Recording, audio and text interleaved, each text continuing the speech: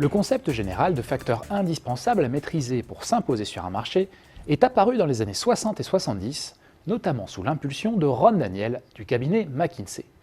Ce concept de facteur clé de succès a ensuite été largement complété par d'autres praticiens et chercheurs, notamment John Rockhart, professeur au MIT, dans un article publié dans la Harvard Business Review en 1979. Spécialiste des systèmes d'information, ce dernier expliquait qu'il était de la responsabilité de la direction d'identifier les données les plus critiques à observer pour la bonne conduite des affaires. Ces données doivent mesurer précisément la maîtrise de ces facteurs clés de succès. Les facteurs clés de succès désignent les facteurs qui sous-tendent la capacité de l'organisation à atteindre ses objectifs. Pour bien les identifier, Rockhart invitait notamment à les considérer sous 4 aspects. Première dimension, le macro-environnement. Dans le transport aérien, par exemple, le prix du baril de pétrole détermine dans une très grande mesure les coûts d'exploitation des compagnies. Dans un contexte de prix élevé, la capacité à optimiser les coûts de l'énergie grâce à une flotte moderne a été un atout majeur des compagnies low cost comme Southwest Airlines ou Ryanair. Ce facteur clé de succès devient en revanche moins critique quand les cours du baril refluent. Deuxième dimension, la nature même de l'industrie dans laquelle l'organisation opère. Quel que soit son positionnement, une entreprise spécialisée dans la distribution doit par exemple avoir une gestion optimale de ses stocks pour ne pas immobiliser trop de capital.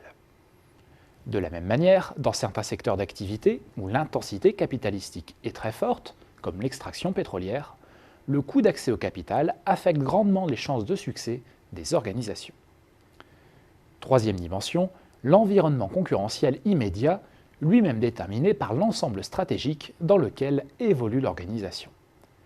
Dans le commerce, par exemple, certains facteurs clés de succès sont spécifiques à des ensembles stratégiques, comme les discounters ou les spécialistes des produits issus de l'agriculture biologique. Un client attendra des premiers les prix les plus bas possibles, permis notamment par un assortiment réduit visant à augmenter les volumes achetés auprès d'un nombre restreint de fournisseurs, tandis qu'il attendra des seconds un assortiment provenant essentiellement de circuits courts, permis notamment par la capacité du distributeur à tisser des liens avec les producteurs locaux. Dernière dimension, le facteur temps. Certains facteurs clés de succès apparaissent ou disparaissent à la suite de chocs internes ou externes, laissant la place à de nouveaux facteurs plus ou moins durables. Pensez par exemple à la gestion de situations de crise à l'échelle d'une industrie dont la réputation a été entachée par un scandale. Si les enjeux de marque sont une permanence, tous secteurs confondus, la capacité spécifique de l'organisation à rassurer les parties prenantes mieux encore que ses concurrents peut parfois déterminer sa survie et constitue un facteur clé de succès temporaire. Si certains facteurs apparaissent, d'autres disparaissent également. C'est ce qui se produit notamment quand apparaissent des concurrents avec des promesses de valeur nouvelles, rendant caducs les facteurs maîtrisés par les opérateurs en place jusqu'alors. Le succès du concept de facteur clé de succès doit beaucoup au développement presque simultané d'autres concepts, comme les Key Performance Indicators, et surtout aux travaux de Michael Porter sur l'avantage concurrentiel et les forces du marché. Les facteurs clés de succès s'intègrent dans les travaux de Porter à au moins 2 niveaux.